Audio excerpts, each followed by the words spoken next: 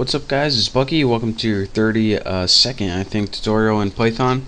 In this tutorial I'm going to be getting into objects. Now you hear a lot about object-oriented programming, and Python is actually one of those programming languages. So it's kind of a confusing topic, so I'm going to take it slow and try to explain to you guys exactly what it is, because all the other tutorials on the internet kind of suck at it. So pretty much an object is a thing that contains data and also has methods. Now a method in an object is pretty much just like a function, but you call it a method when it's inside an object, and it also uses data from that exact same object.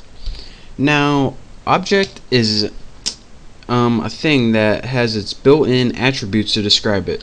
So for example, if I was an object, Bucky, you would probably describe me as sexy, like that. So it would be object period attribute to describe it. So Bucky is the object period attribute to describe it. Bucky period man, Bucky period smart. I know I'm full of myself, and besides attributes to go along with objects, objects also have something called methods, as I showed you before, and these are just like functions, except they're in the objects and they use the object's data. So what they would do is have something like this. If Bucky was the object, he would have a method called shave. What else can this object do? Bucky works with your empty parameters, and also Bucky reads. So that is how you would use a method on an object. But before you do any of this stuff, you need to build something called a class. Now what a class does is pretty much your blueprint for your object, and you need to build a class before you can even think about building objects, and it's kind of what your object is based on. So here's how you make a class. To make a class, and this is the very first thing you do when building objects, you go ahead and type class. This tells Python that you're going to be building a class. Next, make your class name. I'm going to name mine example class. Now after you get your class name, put a semicolon, or excuse me, colon, and go ahead and press enter.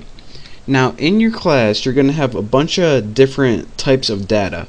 The first thing I'm going to have is a variable, and I'm going to have eyes, and this is going to pretty much describe your class and going to be overall use for your class.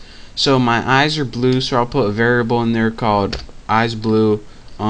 Age equals 22. And you can have a bunch of different variables to describe whatever class you're building.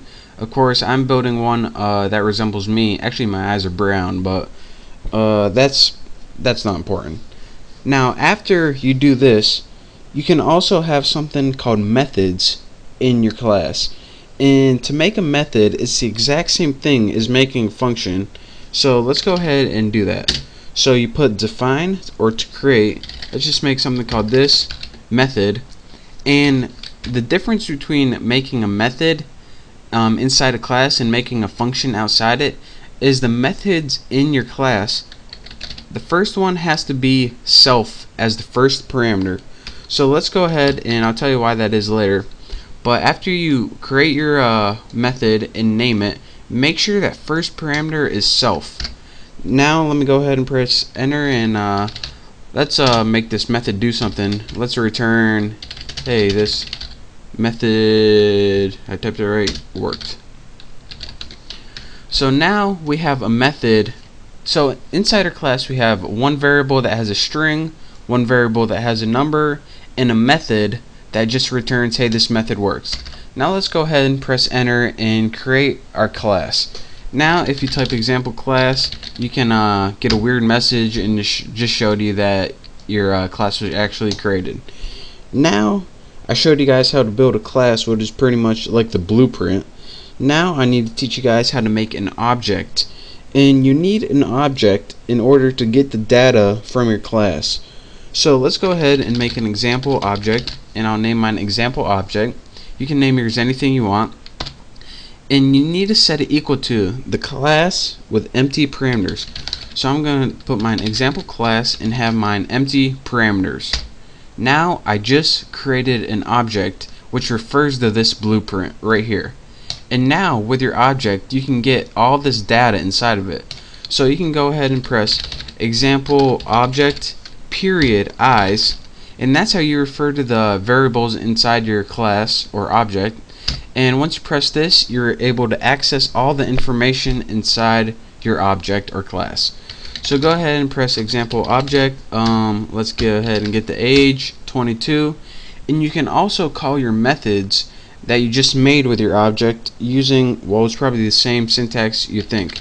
So example object, again, you need your object to access any of the information, period, what's it called, this method, and remember we're referring to this one up here, and go ahead and get rid of that, add empty parameters, and it says, hey, this method worked. So again, that's how you build a class. And again, you need to make an object to refer to your class, because you can build different things to refer to the same class. So that's why, or excuse me, you can build many objects to refer to the same class. So we need to build a specific object, and you'll see why later on, but you just need to do that. And then once you get your object built, you can start referring to the data elements inside your class. So again, you have to put a period and then what element or item you want to refer to. So if you want to refer to the age variable, you have to put your object and then age. And again, if you want to refer to a method, you just put your name of your object and then your method after that. So that's how you can call all your items out from your class. So that's your basics of object-oriented programming. In the next couple tutorials, I'm going to be going in depth and clearing all these things up for you. But for now, I just wanted to give you guys a quick $2 tour overview of what object-oriented programming looks like in Python. So hopefully you stayed with me a little bit. Hopefully you understand this, and in the next couple tutorials, like I said, I'll be clearing it up. So thank you guys for watching. Make sure to subscribe to my channel, and I will see you next tutorial.